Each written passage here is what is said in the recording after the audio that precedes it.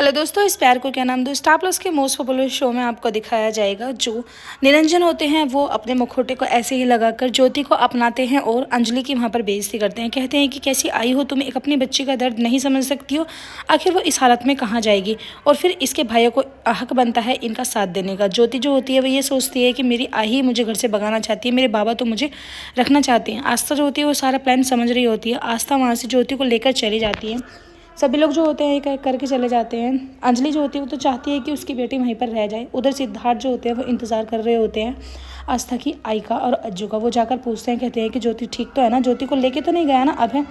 आई जो होती है वो कहती है कि अब ज्योति ठीक है बिल्कुल, और वो अपने घर पे है, सुरक्षित है। वहाँ पर आस्था है ना उसका ध्यान रखने के लिए। लेकिन तू इतनी चिंता क्यों कर रहा है, सब कुछ ठीक हो जाएगा। अगर पापा ने चाहा तो ज्योति जो है बहुत जल्दी ही अपनी ज़िंदगी में एक नया बदलाव लेके आएगी। आई जो होती है उनकी वो समझा रही होती है, कहती हैं कि सिद्धार्थ बेटा मुझे तुम पर पूरा विश्वास था कि तुम हमेशा ज्योति का इज्जत करोगे और उसका ध्यान रखोगे। सिद्धार्थ जो होते हैं वो कहते हैं कि आखिर ज्योति के अंदर इतनी सहन शक्ति कहाँ से आई कि वो 4 से 5 साल तक उस आदमी को झेलती रही जिसके साथ 2 पल भी रहना बहुत गवारा नहीं है। उधर अंजलि जो होती है वो पैर दबा रही होती है निरंजन के। तभी निरंजन उनसे कहते हैं कि इसी डर की वजह से तो आदमी बेटी होने से पैदा होने से डरता है कि वो कभी किसी के घर में बहू बन के जाती है, किसी के घर में बेटी बनती है, हमेशा ऐसे ही उसकी ज़िंदगी ख़राब हो जाती है। मैं नहीं चाहता कि ज्योति यहाँ पर रहे, क्योंकि हमने उसके सारे फ़र्ज़ जो है वो पूरे कर दिए, शादी कर दी। अब वो अपने घर है, हमारी तरफ से जिए या मरे, हमें इस चीज़ से कोई लेना देना नहीं है। तुम समझ रही हो ना कि मैं क्या कहने की कोशिश कर रहा हूँ। इसलिए उसे एहसास दिलाते रहना है कि वो हमारे ऊपर बोझ है। आस्था सारी बातें सुन लेती है, कहती है कि अपने ही मन में कह रही होती है कि आई बस मैं अब तुम्हारे अंदर का आत्मसम्मान जो है जगा कर रहूँगी। मैं बाबा को ऐसे नहीं रहने दूंगी जैसे आपको उन्होंने गुलाम बना के रखा है। उधर अब देखेंगे ज्योति के दोनों भाई जो होते हैं वो ज्योति के साथ में ही बैठे रहते हैं। उनका दुख दर्द सुनकर श्लोक जो होते हैं वो इमोशनल हो जाते हैं, लेकिन वरद उन्हें संभालने की कोशिश करते हैं। कहते हैं कि भला सहन शक्ति क्यों नहीं आएगी, जब हम छोटे बचपन में थे हम दूध वगैरह पिया करते थे तो ज्योति जो है बिल्ली की तरह हमारी सारी मलाई उतार के खा जाया करती थी।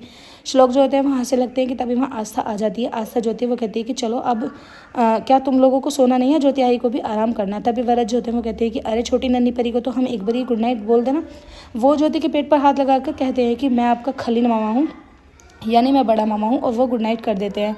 श्लोक भी करते हैं, लेकिन जैसे ही आस्था की बारी आती है कि वो जो बच्चा होता है वो किक करता है, आस्था बहुत ज़ोर ज़ोर से खुश होने लगती है। श्लोक जो होते हैं वो कहते हैं कि बच्चा भी बहुत स्मार्ट है, उसे पता है कि मेरे नौटंकी मामी है, इसलिए उनके साथ वो भी नौटंकी करने लगा। आस्था ज्योति में कहती है कि खबरदार अगर मुझे कुछ भी बोला। तभी वो ज्योति से कहती है कि चलो ज्योति आई अब हम दोनों को सो जाना चाहिए। ज्योति में कहती है कि नहीं भाभी, आप जो है भैया के पास ही रहना, मैं आराम से मैनेज कर लूँगी।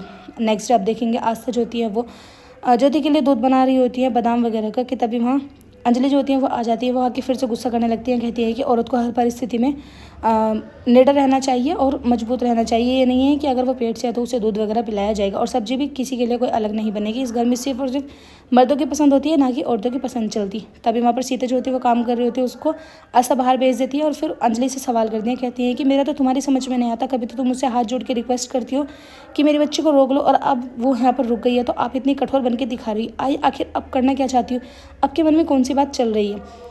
आस्था ज्योति वो दूध बना के लेके चली जाती हैं, और वो जैसी ज्योति को दूध पिलाती हैं फिर उसके बाद डायलॉग मारने लगती हैं। कहती है कि मुझे तो आदत हो गई अब सासूबाई की बात सुनने की। वो कहती है कि नहीं आस्था ये नहीं होगा, समझ ला। ऐसे करके उनकी मजाक उड़ा रहे होते हैं कि तभी उनके जो चाचा ससुर होते हैं वो वहाँ पर आ जाते हैं और आगे कान पकड़ने लगते हैं। कहते हैं कि अच्छा मेरी वहीनी की मजाक उड़ा रही हो। फिर उसके बाद अंजलि जो होती है वो बाहर खड़ी हुई हंस रही होती है, सारी बातें सुन लेती है और बहुत ज़्यादा खुश होती है कि उसकी बेटी खुश है। आस्था ये सब महसूस करती है। एपिसोड की एंडिंग तो ऐसी होगी फ्रेंड्स, आने वाले एपिसोड्स में आपको दिखाया जाएगा। आस्था जो होती है जो शूरैक होता है उसको तोड़ देती है जानबूझ के, ताकि वो दूसरा बन जाए जिसमें मर्दों की चप्पल जो है नीचे रखी जाएंगी और औरतों की ऊपर।